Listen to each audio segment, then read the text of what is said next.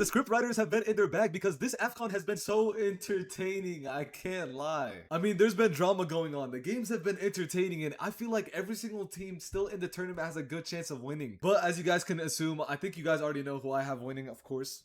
Today I'm going to be breaking down the quarterfinals. I'm going to be speaking about how each team has been playing, how they've been performing, how they can compete against one another, you know? And let's start off with Egypt versus Senegal because at the time of this recording, I just finished watching the Egypt versus Ivory Coast game and I have so much to talk about. I mean, yeah, sure, Egypt beat Ivory Coast 3-2, but they looked very shaky during that match. Two of Egypt's goals came from extremely lucky situations. I mean, the first goal in the 4th minute by Omar Marmoush just came off of a defensive error that was easy to clean up. If that was a Senegalese defender, it would be a different story. And the second goal that Egypt scored came off of a corner kick, and the Ivory Coast goalkeeper, I don't know what he was doing, but he shit the bed. Bro, all he had to do was just jump to the left-hand side, and he could have easily blocked the goal from going in. I mean, if that was Edouard Mendy, the goalkeeper for Senegal, that would not have been a goal. But yeah, Egypt ended up beating Ivory Coast 3-2 to advance to the semifinals. And next up, they have Senegal, who is just Ivory Coast on crack. But let me not hype up Senegal too much because they barely got through, beating Mali only 1-0 and they were on a red card. But yeah, before you guys jump to conclusions and say,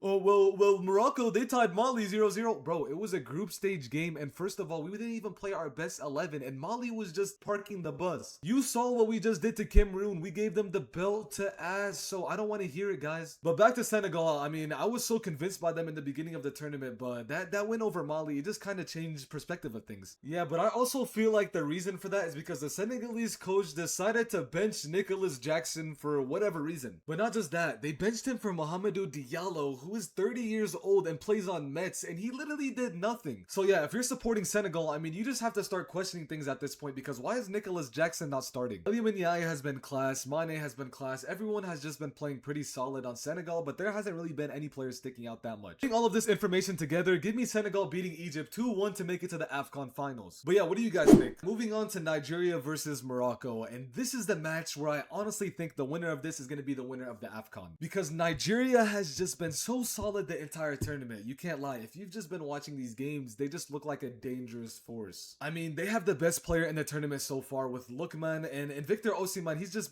been a machine. So yeah, as a Moroccan supporting Morocco, I know that this game is not going to be easy. But if you guys want to see what complete domination looks like, just go on YouTube real quick and search up Nigeria versus Algeria highlights because they just gave Algeria the biggest belt to ass. But let's not do too much on Algeria because these guys were unbeaten up until they played Nigeria. But yeah, I mentioned Lookman earlier, I mentioned Victor Osimhen, but there's one player that stood out in that game and it was Alex Iwobi, the guy who was just in fire in the midfield. I know the guy didn't record any single goal contributions that match, but this is one of those instances where stats don't matter. But the thing is about Nigeria and why they're also so scary is that they're just so big and you know, pause, pause. Bro, just look at this dude. How are you supposed to get past him, this big ass unit, bro? Oh my god. And just like Algeria, Nigeria was also undefeated up until this game, and they're still undefeated. The Nigerian coach came out a few days ago and said the only reason they didn't qualify for the World Cup was because the Congolese goalkeeper was doing voodoo. I mean, just look at this clip. Eric, coming towards the end of the game, I could see that you were a bit frustrated with maybe some of the DR Congo staff members.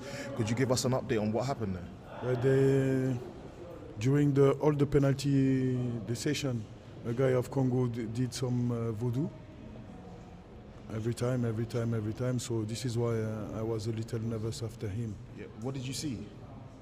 Yeah, something like that. You know, with the I don't know if it's a water or something like that. You know, so I don't know. But yeah, honestly, I'm not going to sit here and lie and be like, yo, Nigeria does not have no chance of beating Morocco because they definitely do. And I'm a little worried, I can't lie. But yeah, let's talk about Morocco, who I think has the best chance to win this Afcon. I'm not going to sit here and sugarcoat things, man.